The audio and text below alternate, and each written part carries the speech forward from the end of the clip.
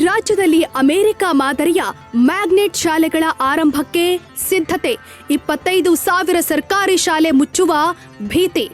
ಕರ್ನಾಟಕ ರಾಜ್ಯದಲ್ಲಿ ಈಗಾಗಲೇ ರಾಜ್ಯ ಶಿಕ್ಷಣ ಇಲಾಖೆಯು ಕರ್ನಾಟಕ ಪಬ್ಲಿಕ್ ಶಾಲೆಗಳನ್ನು ತೆರೆದಿದೆ.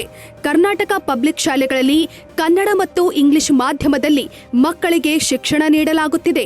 ಈಗ ಅಮೆರಿಕದ ಉತ್ತಮ ಗುಣಮಟ್ಟದ ಶಾಲೆಗಳು ಅಂತಾನೆ ಹೆಸರಾದ ಮ್ಯಾಗ್ನೆಟ್ ಶಾಲೆಗಳನ್ನು ರಾಜ್ಯದಲ್ಲಿ ಆರಂಭಿಸಲು ಸಿದ್ಧತೆ ನಡೆದಿದೆ.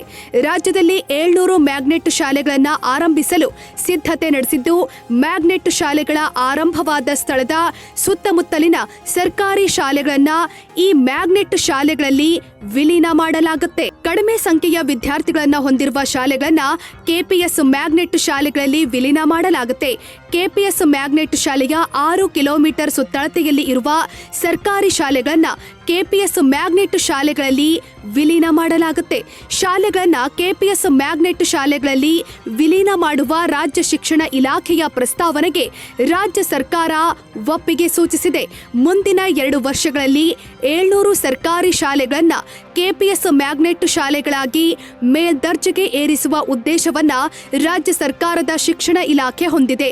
ರಾಜ್ಯದಲ್ಲಿ ಸದ್ಯ ಹೋಬಳಿ ಕೇಂದ್ರಗಳಲ್ಲಿ, ಕೆಲವು ಕಡೆ ಗ್ರಾಮ ಪಂಚಾಯತ್ ಕೇಂದ್ರಗಳಲ್ಲಿ ಕರ್ನಾಟಕ ಪಬ್ಲಿಕ್ ಶಾಲೆಗಳಿವೆ.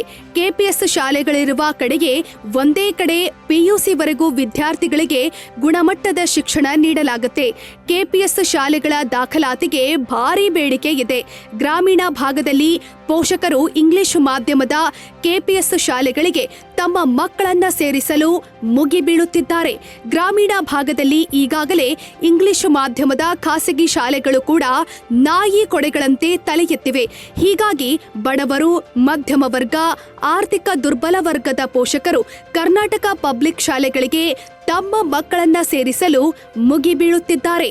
ಕೆಪಿಎಸ್ ಮಾದರಿಯ ಶಾಲೆಗಳು ಈ ಕಾಲದ ಅಗತ್ಯತೆಯಂತ ರಾಜ್ಯ ಸರ್ಕಾರ 2025 ಅಕ್ಟೋಬರ್ 15ರಂದು ಹೊರಡಿಸಿರುವ ಆದೇಶದಲ್ಲಿ ತಿಳಿಸಿದೆ.